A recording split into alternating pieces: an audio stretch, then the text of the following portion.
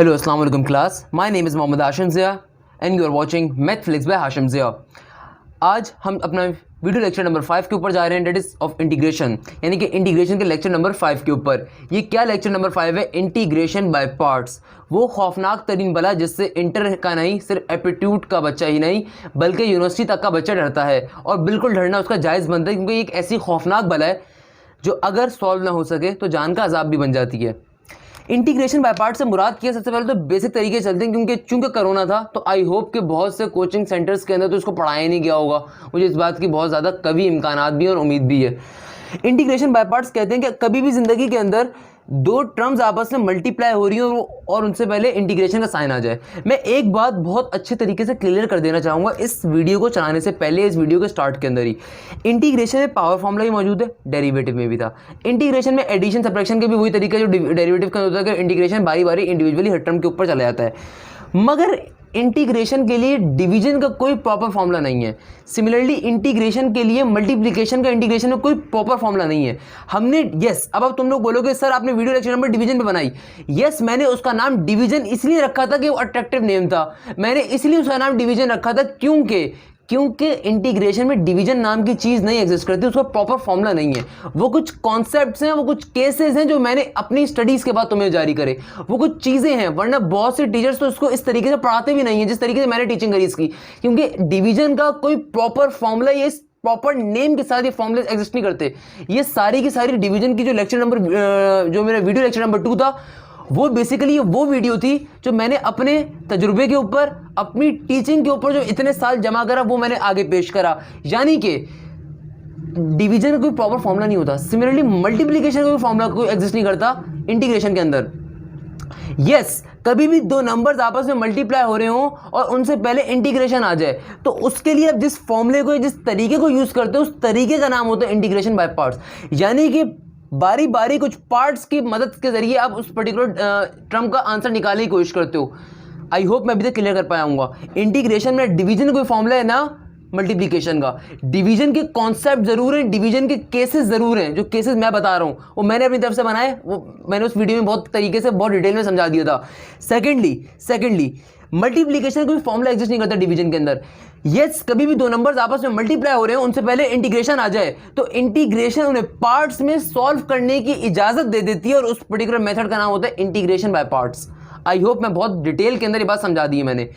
ये बात इसलिए समझाई क्योंकि बहुत से लोगों को नहीं पता होगी। आई होप अब समझ में आ गई होगी। अच्छा, अब ये फॉर्मूला क्या होता है? ये फॉर्मूला ये होता है कि दो नंबर्स हैं, कोई भी, ये दो टर्म्स हैं या दो वेरिएबल्स हैं, उनसे पहले इंटीग्रेशन आ गई तो क्या होगा? पहली वाली जो टर्म होगी जिसको हम u कह रहा हूं मैं, पहला वेरिएबल जो होगा जिसको मैं क्या कह रहा हूं u, तो u पहले लिखा जाएगा और देन इंटीग्रेशन v वाली वेरिएबल पे अप्लाई हो जाएगी।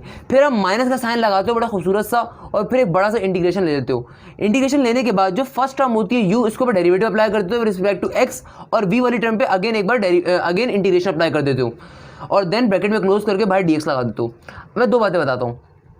नॉर्मली u वाली टर्म वो होती है जिसका आंसर डेरिवेटिव के अंदर ही होता है, और v वाली टर्म वो होती है जिसका आंसर इंटीग्रेशन में नॉर्मली एग्जिस्ट कर रहा होता है। कैसे? आओ क्वेश्चन देख लेते हैं अभी। अब मेरे पास पहला क्वेश्चन आ रहा है। ये पहला क्वेश्चन क्या है कि अगर x m की पावर क्या हो जाए, x की पावर m है इंटू ln x, और बीच में साइन कैसा है? डॉट का। अब ये डॉट का जो साइन आ गया ना, मैं कुछ कर नहीं सकता। अब मैं क्या कुछ कर नहीं सकता, यानी कि मुझे इंटीग्रेशन यहाँ पे अप्लाई करनी है। अब इंटीग्रेशन बाय पार्ट्स का फॉर्मूले के जरिए अब मेरे पास एक क्वेश्चन आ रहा है, इसके अंदर क्या है? Integration x m into ln x, x की power m into ln x। हमारे पास इंटीग्रेशन बाय पार्ट्स का फॉर्मूला ये रहा। अब आपकी चॉइस है u किसे रखो या v किसे रखो, ऐसा नहीं होता। u नॉर्मली वो टर्म होती है जिसके अंदर जिसका डेरिवेटिव में फॉर्मूला एग्जिस्ट करता है। अब मुझे बताओ, एक टर्म हमारे पास x की पावर m है और एक क्या ln x। m का भी करता है, ln x का भी करता है, मगर मुझे बात बताओ v क्या है? मैंने क्या कहा? v वो टर्म होती है जिसका सिर्फ इंटीग्रेशन फॉर्मूला एग्जिस्ट कर रहा होता है। तो यहाँ पे कौन सी वाली ऐसी टर्म है जिसका सिर्फ इंटीग्रेशन फॉर्मूला एग्जिस्ट कर सकता है? मैं दोबारा रिपीट कर देता हूँ। मेरे पास जो दो टर्म्स गिवन होती हैं u और v, यानी कि दो टर्म जो आपस में मल्टीप्लाई हो रही होती हैं u और v, इनमें से आप नॉर्मली u उसको सपोज करते हो जिसका डेरिवेटिव में फॉर्मूला एग्जिस्ट कर रहा हो, और v उसे करते हो जिसका सिर्फ और सिर्फ इंटीग्रेशन में करता हो। अब मेरे पास एक चीज आ रही है x की power m into ln x। ln x derivative में भी एग्जिस्ट कर सकता है, डेरिवेटिव में भी इसका फॉर्मूला एग्जिस्ट करता है, और x की पावर m का भी एग्जिस्ट कर सकता है डेरिवेटिव के अंदर भी। मगर इंटीग्रेशन के लिए ln x का कोई फॉर्मूला नहीं होता। इंटीग्रेशन में ln का कोई फॉर्मूला नहीं होता, ये बात याद रख लीजिएगा। तो यानी कि ये टर्म, इस टर्म को मुझे हर हालत में u लेना ही लेना है। तो मैंने क्या कहा? मैंने इस टर्म को u कह देता हूं और इस टर्म को v कह देता हूं। मैंने ऐसा क्यों करा, मैंने ऐसा इसलिए करा क्योंकि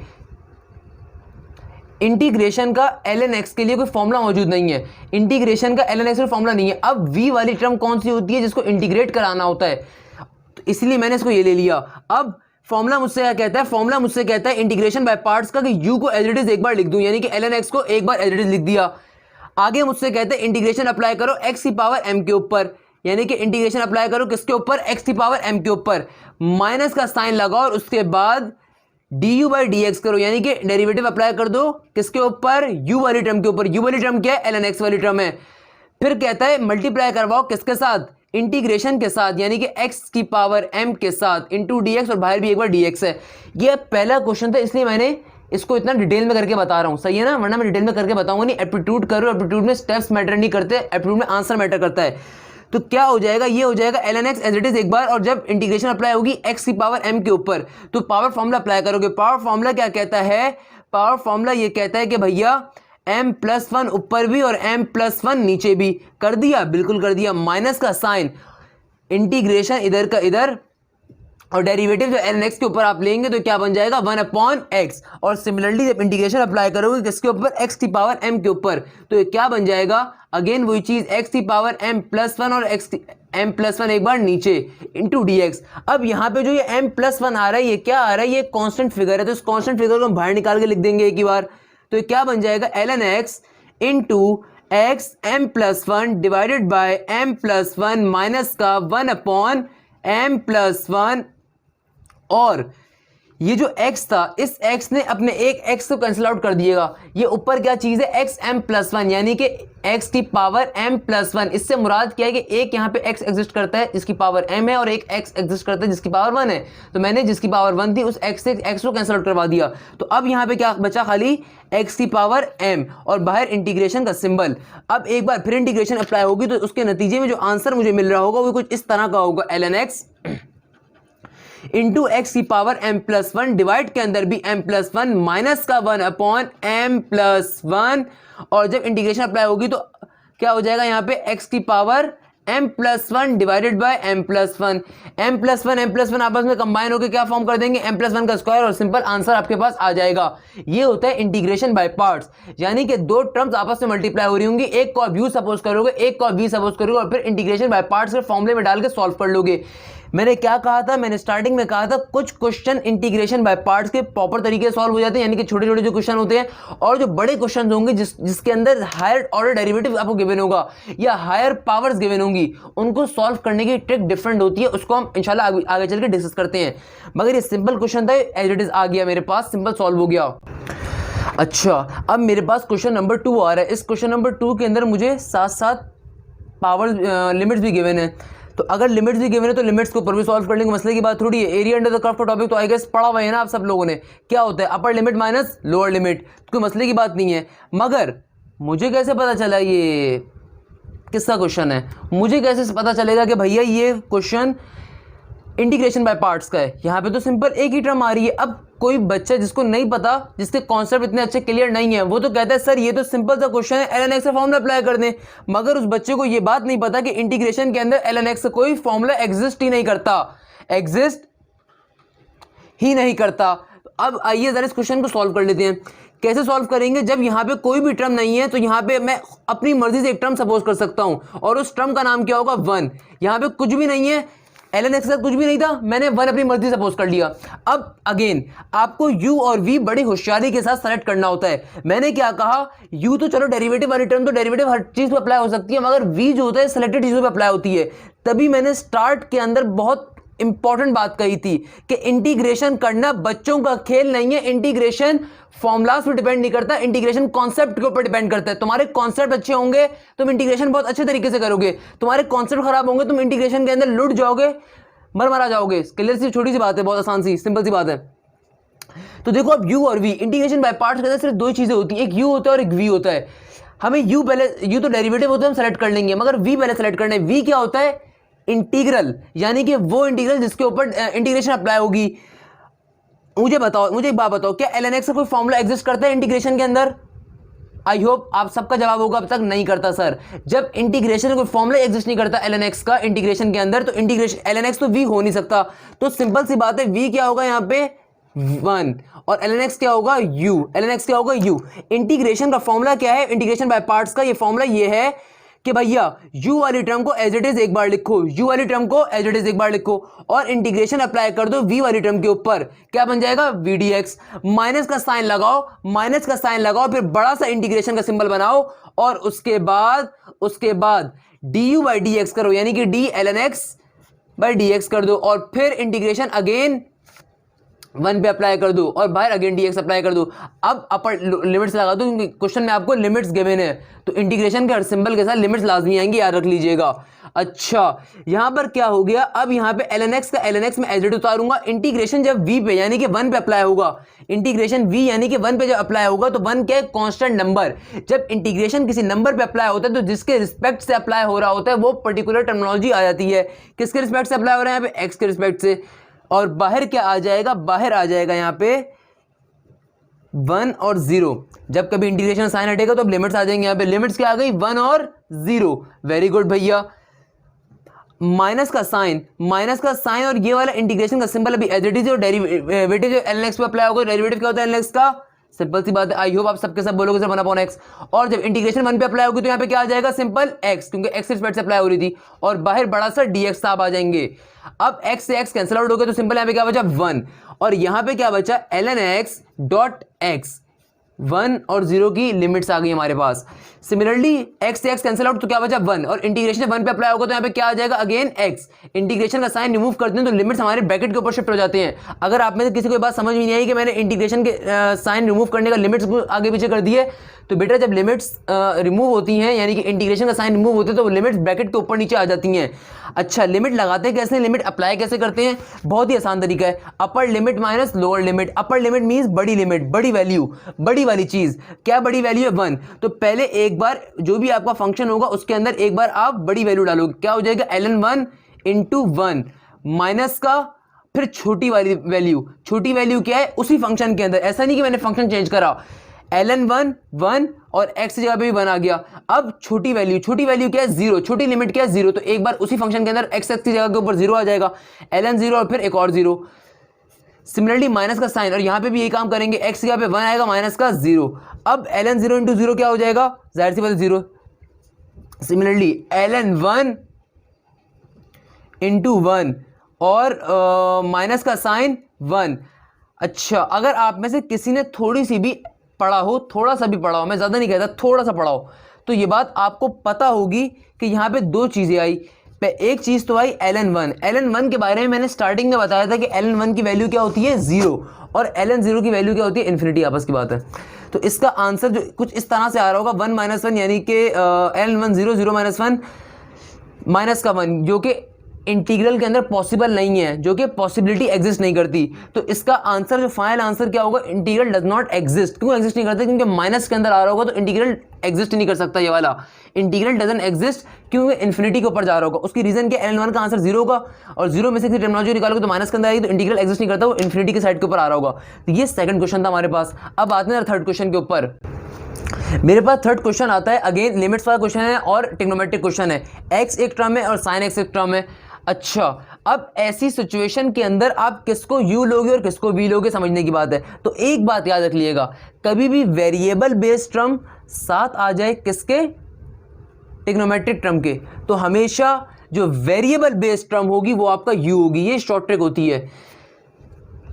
अगर आप में से किसी ने भी 6.7 बहुत अच्छे तरीके से पढ़ी हो, तो जो कि इंटीग्रेशन बाय पार्ट्स की एक्सरसाइज थी, तो उसके अंदर टाइप नंबर 1, टाइप 2, टाइप 3 के नाम से आप इसको पढ़ते हो।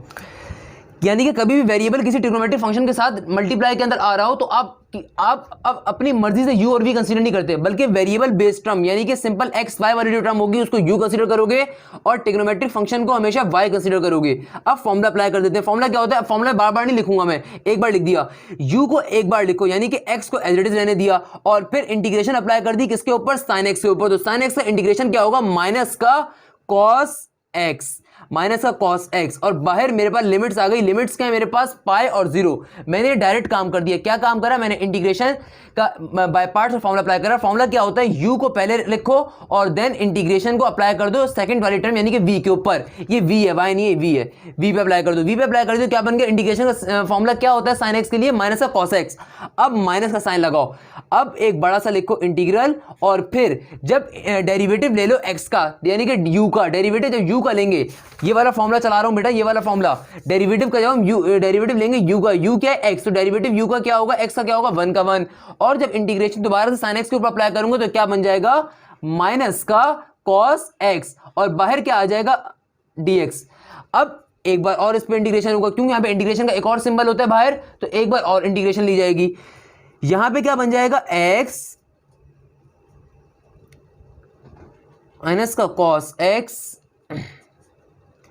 Pi by 0। अच्छा, माइनस का cos x यानी कि cos मैंने पहले लिख दिया और ये मल्टीप्लाई हो रहेंगे आपस में, माइनस का साइन, इंटीग्रेशन जब अगेन दोबारा cos x पे अप्लाई होगी। अच्छा, ये माइनस का साइन को बाहर निकाल के रख देता हूं, माइनस माइनस क्या हो जाएगा प्लस। इंटीग्रेशन जब cos x पे अप्लाई होगी तो इंटीग्रेशन और cos x के लिए क्या फॉर्मूला होता है, sin x, और बाहर उसकी लिमिट्स एज इट इज आ गई, पाई और 0। अब बारी बारी हमने लिमिट्स अप्लाई करनी है। कैसे लिमिट्स अप्लाई करनी है आओ देख लेते हैं। अच्छा, ये माइनस साइन जो है इसको मैं अगेन जरा ब्रैकेट से बाहर निकाल के रख दूं ताकि मुझे बार बार भी डिस्टर्ब ना करे। ये क्या हो जाएगा, x की जगह के ऊपर पाई यानी कि अपर limits minus lower limit. Limit कैसे अप्लाई करते हैं, upper limit minus lower limit. ये अपर लिमिट है पाई, लोअर लिमिट क्या है 0, तो पाई माइनस 0 करेंगे। एक बार इस फंक्शन के अंदर पाई की वैल्यू सारी डालेंगे और फिर माइनस का साइन लगाएंगे, और फिर एक बार इसी फंक्शन के अंदर, एक बार फिर इसी फंक्शन के अंदर 0 की वैल्यू डालेंगे, तो क्या हो जाएगा, पाई कॉस पाई माइनस का साइन 0 कॉस 0। क्लियर है भाई। फिर क्या हो जाएगा, प्लस का साइन, साइन की लिमिट्स क्या है, पाई और 0, तो साइन पाई माइनस का साइन 0। अब आपको ये बात पता है कि cos पाई की वैल्यू क्या होती है, आपको आई होप पता होनी चाहिए। cos पाई यानी कि cos 180 की वैल्यू क्या आ रही होगी आपके पास, माइनस का 1। क्या आ रही होगी, माइनस का 1, और माइनस का 0 जब पूरे उससे माइनस मल्टीप्लाई होगा तो वैसे पूरा का पूरा 0 हो जाएगा। प्लस का साइन, साइन पाई की वैल्यू क्या होती है, साइन पाई की वैल्यू बेटा क्या होती है 0। साइन पाई की, साइन 180 की वैल्यू क्या होती है, अपोजिट ऑफ cos पाई 0, और साइन 0 की वैल्यू क्या होती है, 0 ही होती है। क्या होती है, 0 ही होती है। अब सिर्फ यहां पे क्या चीज बची, ये जब ये ब्रैकेट्स खोलूंगा तो ये माइनस माइनस से मल्टीप्लाई होगा तो क्या बन जाएगा, प्लस का पाई। तो इस पर्टिकुलर क्वेश्चन का आंसर आपके पास क्या आ रहा होगा, प्लस का पाई। इस इनके ऑप्शंस में एक आपको गिवन होगा 2 पाई, एक गिवन होगा पाई, एक होगा 3 पाई, एक होगा 4 पाई। आप में से मेजॉरिटी बच्चा इस वीडियो लेक्चर को देखने से पहले छोड़ के बैठा हुआ होगा इंटीग्रेशन बाय पार्ट्स के कैसे करेंगे, इतना मुश्किल होता है। मुझे बताओ इसमें क्या मुश्किल था, मुझे बताओ इसमें क्या मुश्किल है। हमने सिंपल इंटीग्रेशन बाय पार्ट्स का फॉर्मूला याद रखना है। इंटीग्रेशन बाय पार्ट्स का कोई फॉर्मूला मुश्किल नहीं है, सिंपल फॉर्मूला है। u को पहले लिखो, देन इंटीग्रेशन अप्लाई करो v के ऊपर, v dx, माइनस का साइन, इंटीग्रेशन का formula, bracket du by dx into again integration v के ऊपर और ब्रैकेट क्लोज बाहर एक dx। 3 बार इंटीग्रेशन अप्लाई होती है इंटीग्रेशन बाय पार्ट्स के फॉर्मूला के अंदर, 3 बार। कैसे, एक इंटीग्रेशन ये अप्लाई होती है, एक इंटीग्रेशन ये अंदर अप्लाई होती है, और एक इंटीग्रेशन इसके बाहर के आंसर के ऊपर पूरे अप्लाई होती है। 3 बार इंटीग्रेशन अप्लाई होती है इंटीग्रेशन बाय पार्ट्स के ऊपर। ये हमने तीसरा क्वेश्चन सॉल्व कर लिया। ये भी क्वेश्चन हमने कैसे करा, मैनुअली, ट्रिक के बगैर करा। इस तरीके से क्वेश्चन पेपर में आ सकते हैं और आते हैं नस साइड के ऊपर भी और एनईडी साइड के ऊपर भी। क्लियर है आप लोगों को, आई होप क्लियर होना। अब हमारे पास बेटा एक दूसरी टाइप के इंटीग्रेशन बाय पार्ट्स से क्वेश्चन आ गए कि कभी भी अगर आपके पास वेरिएबल और ट्रिग्नोमेट्रिक फंक्शंस प्रोडक्ट की फॉर्म में आ रहे हो, यानी कि कभी भी आपके पास मल्टीप्लाई हो रही हो दो चीज़ें, एक चीज़ तो होगी आपके पास वेरिएबल और दूसरी चीज़ क्या होगी, ट्रिग्नोमेट्रिक फंक्शन। मगर ये वेरिएबल भी कैसा होगा, हायर ऑर्डर, यानी कि x square, x cube, x4, x5, x6, x7, x8 and so on. और कोई भी ट्रिग्नोमेट्रिक फंक्शन आ रहा हो, कभी भी अगर आपके पास ये दोनों चीज़ें मल्टीप्लाई होकर आ रही हो और उनसे पहले इंटीग्रल का साइन आ रहा हो, तब यहाँ पे अगेन कैसे करेंगे सॉल्व, इसे इंटीग्रेशन बाय पार्ट से। अब ये इंटीग्रेशन बाय पार्ट कौन सा और कैसे करेंगे, क्या हम दोबारा से इंटीग्रेशन बाय पार्ट का फॉर्मूला अप्लाई करेंगे और उस तरीके सॉल्व करेंगे, पहले u को लिखेंगे फिर v को, नहीं, ऐसा कुछ नहीं करेंगे।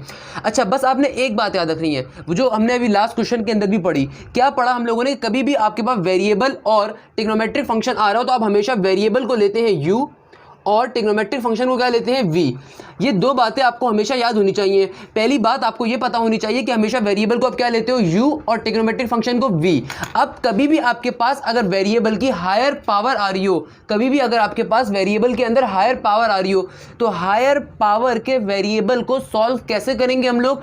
इसके लिए एक सिंपल सी ट्रिक है, क्या कि एक तरफ आप u का कॉलम बनाएंगे और एक तरफ आप v का कॉलम बनाएंगे। u क्या है x3, v क्या है sin x। तो u वाला जो कॉलम होगा, मैं कलर चेंज करके यहाँ पे लिख देता हूँ, u वाला जो कॉलम होगा इसके ऊपर आपने क्या करना है, डेरिवेटिव लेना है।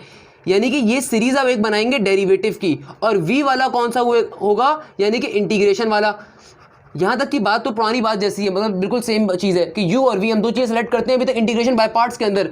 जब कभी इंटीग्रेशन बाय पार्ट्स यानी कि दो पार्ट्स मल्टीप्लाई हो रहे होते हैं, हम इंटीग्रेशन बाय पार्ट्स का फॉर्मूला अप्लाई करते थे। इंटीग्रेशन बाय पार्ट्स क्या होती थी, u और v। u नॉर्मली वो होता था जिसके ऊपर डेरिवेटिव अप्लाई करना होता था, और v क्या होता था जिसके ऊपर इंटीग्रेशन अप्लाई करनी होती थी।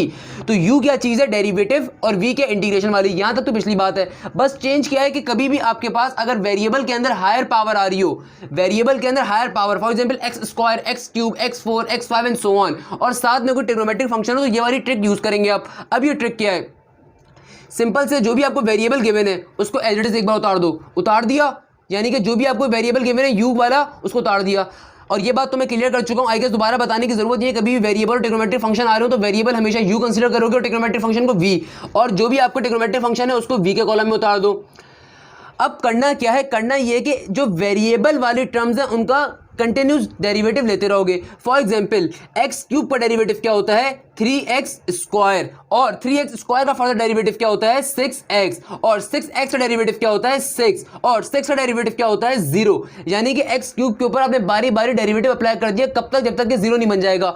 अगर यहाँ पे x की पावर 4 होगी तो क्या करोगे, x की पावर 4 पे डेरिवेटिव अप्लाई करते रहोगे जब तक कि 0 नहीं बन जाएगा। x की पावर 6 होगी तो उसके ऊपर भी कंटिन्यूस डेरिवेटिव।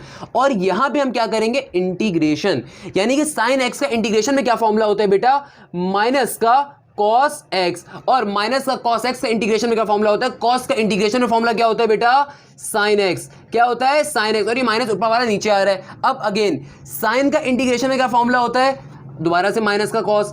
अब माइनस का cos और माइनस का cos क्या हो जाएगा, पॉजिटिव cos। अब cos का इंटीग्रेशन में एक और बार फॉर्मूला हम करेंगे, क्या होता है, पॉजिटिव sin x। कब तक इंटीग्रेशन लेते रहेंगे, जब तक कि आपके पास डेरिवेटिव के जीरो वाली टर्म तक आप पहुंच नहीं जाते।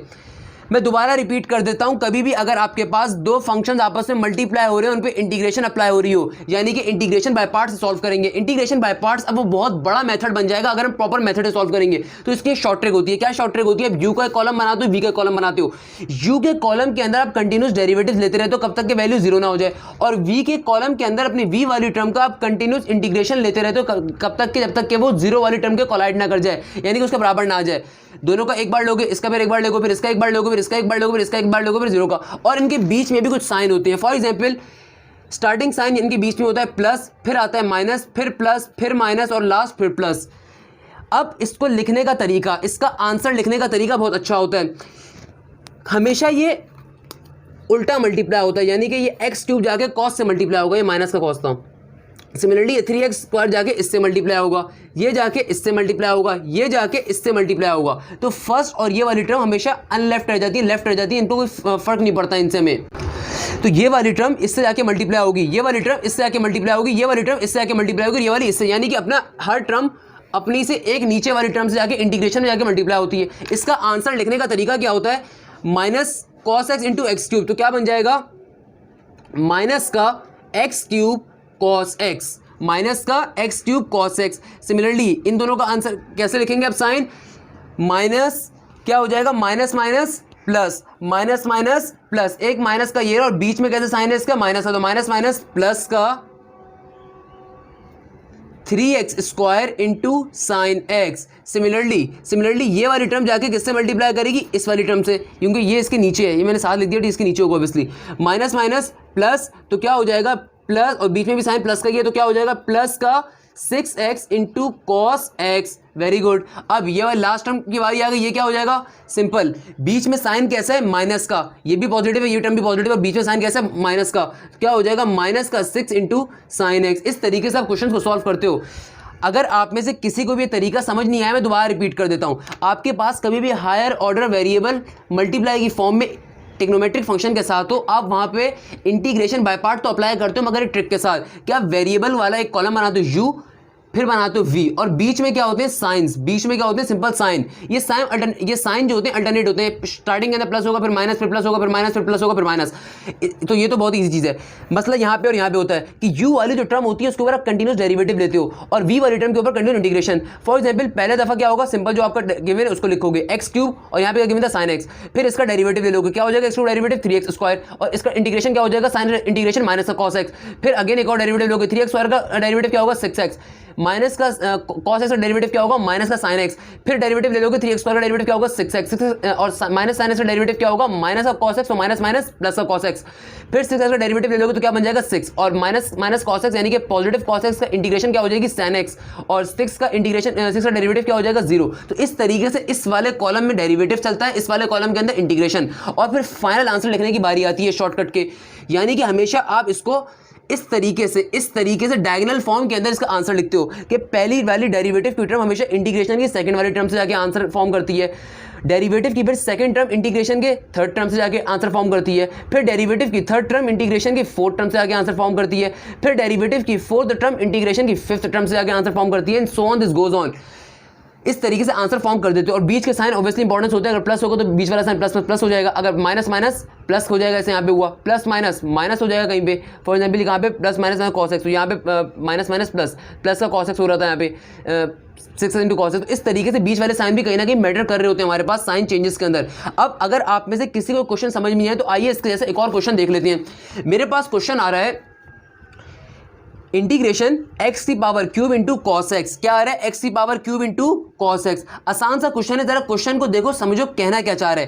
क्वेश्चन आपसे सिंपल सी बात कह रहा है, सबसे पहला काम जो आपने ऐसे क्वेश्चंस के अंदर करना है कि एक तरफ आपने u रखना है, एक तरफ आपने v रखना है। रख लिया, इधर उतार लो एक्स क्यूब को यानी कि वेरिएबल वाली चीज को, इधर उतार लो v यानी कि इंटीग्रल वाली चीज को। क्या इंटीग्रल यानी कि जिसका इंटीग्रेशन में फॉर्मूला दोनों का ही है, मगर मैंने क्या ट्रिक बताई थी कि कभी भी वेरिएबल और टिग्नोमेट्रिक फंक्शन कंबाइन होकर आ रहे हो तो टिग्नोमेट्रिक फंक्शन हमेशा v कंसीडर करोगे और वेरिएबल वाले फंक्शन को हमेशा u कंसीडर करोगे।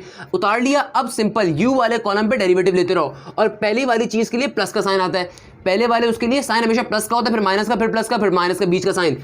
अब एक्स क्यूब का डेरिवेटिव बेटा क्या होगा, सिंपल सा डेरिवेटिव होगा, क्या हो जाएगा 3x स्क्वायर, और अगला साइन कैसा होगा बीच का माइनस का, ऊपर प्लस आ गया बीच का माइनस।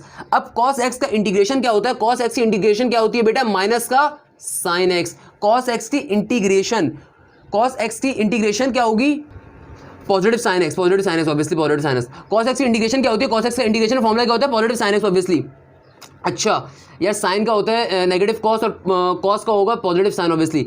देन मेरे पास आता है 3x स्क्वायर, 3x स्क्वायर के ऊपर जब मैं इंटीग्रेशन अप्लाई कर दूंगा तो क्या बन जाएगा सिंपल 6x बन जाएगा।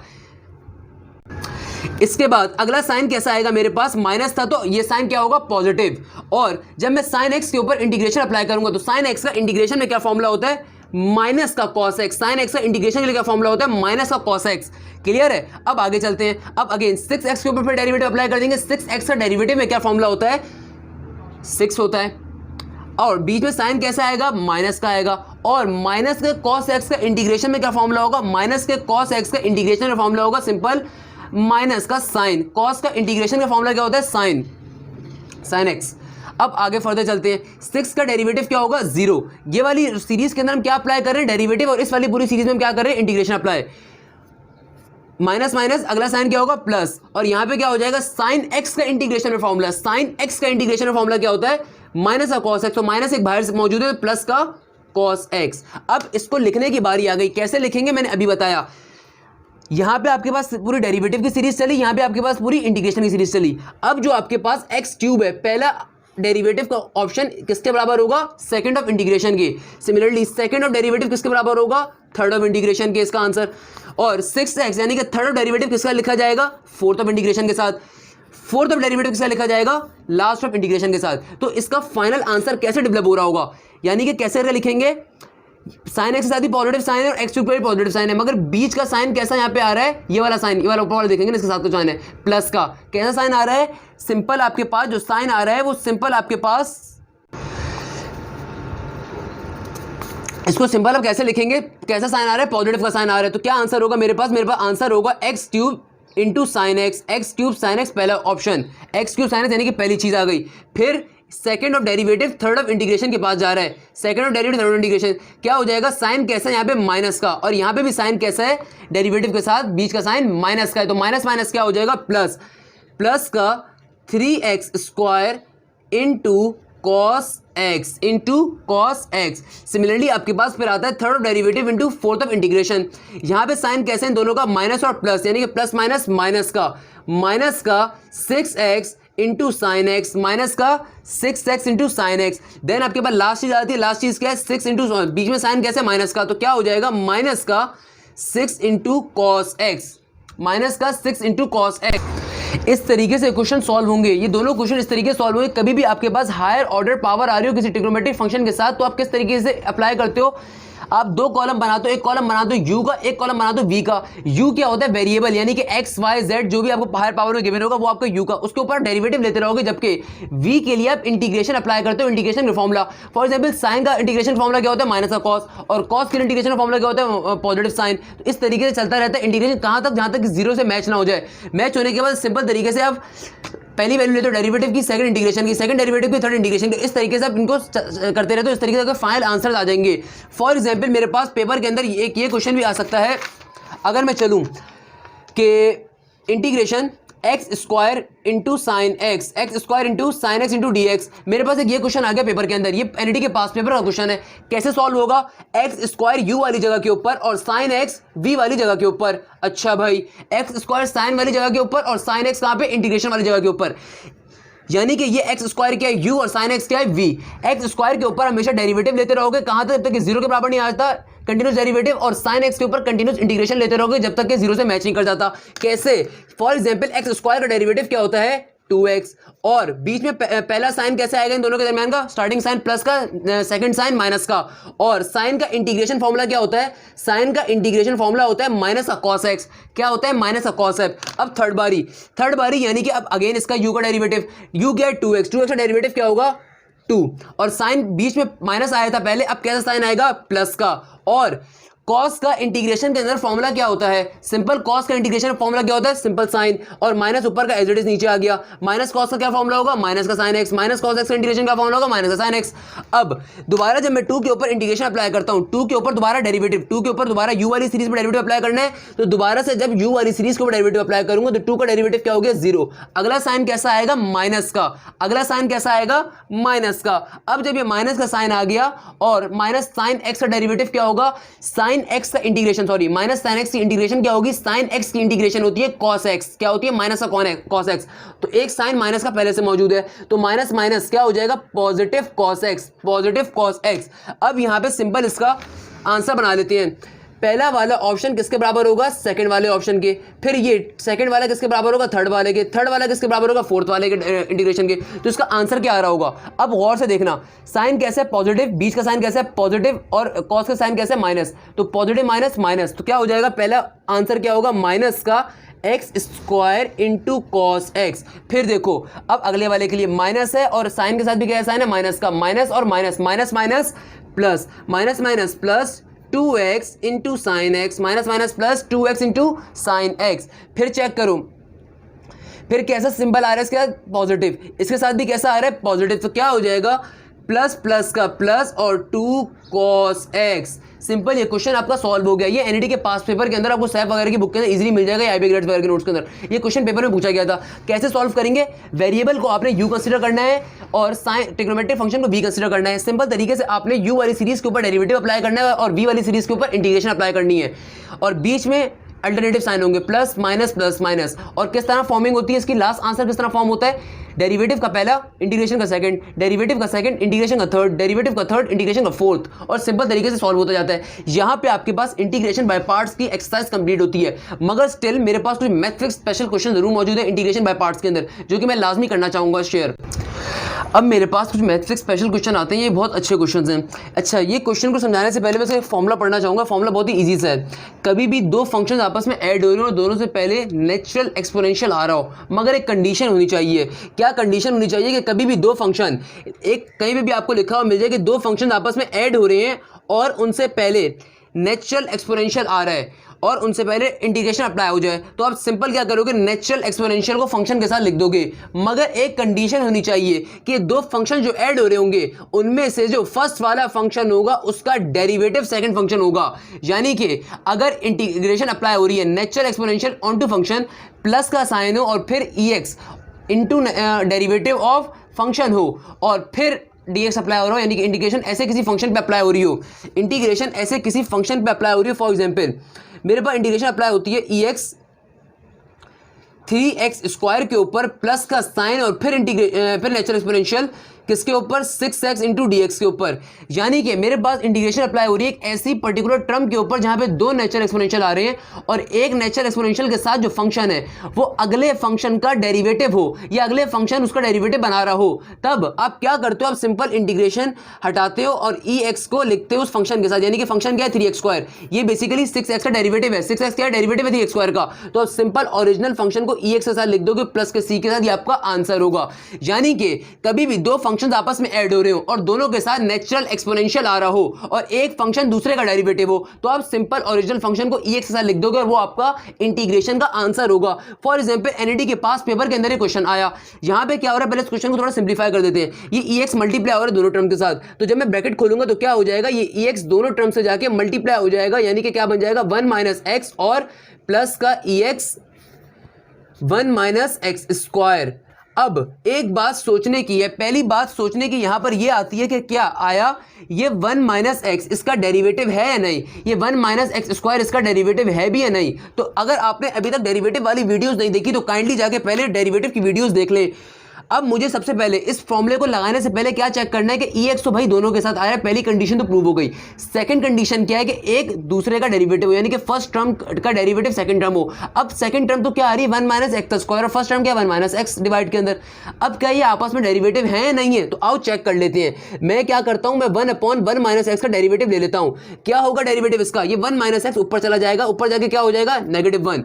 -1 जब डेरिवेटिव फॉर्मूला अप्लाई करूंगा तो -1 पहले लिखा जाएगा और पावर में से एक कैंसिल आउट कर देंगे, पावर में से एक कम करेंगे तो क्या हो जाएगा -1 - 1 - 2 और फिर डेरिवेटिव बेस पे अप्लाई होगा। बेस क्या है 1 - x यानी कि फंक्शन के ऊपर। तो जब डेरिवेटिव बेस पे अप्लाई होगा तो 1 का डेरिवेटिव तो 0 होगा, मगर -x का डेरिवेटिव क्या हो जाएगा -1, -x का डेरिवेटिव क्या हो जाएगा -1, तो -1 क्या हो जाएगा पॉजिटिव। तो सिंपल इसका डेरिवेटिव क्या होगा 1 - x का स्क्वायर, जो कि बिल्कुल यहां पे बन रहा है, जो कि यहां पे बिल्कुल फॉर्म हो रहा है, जो कि यहां पे बिल्कुल फॉर्म हो रहा है। यानी कि 1/1 - x का डेरिवेटिव 1/1 - x स्क्वायर बिल्कुल होता है। कैसे होता है, ये 1 - x ऊपर जाएगा तो ऊपर जाके -1 पावर पहले लिखी जाएगी, पावर में से एक निकाल दो -2 और डेरिवेटिव जब नीचे वाली बेस पे अप्लाई होगा तो 1 पे 0 और x के ऊपर क्या हो जाएगा -1, तो -1 क्या हो जाएगा +1।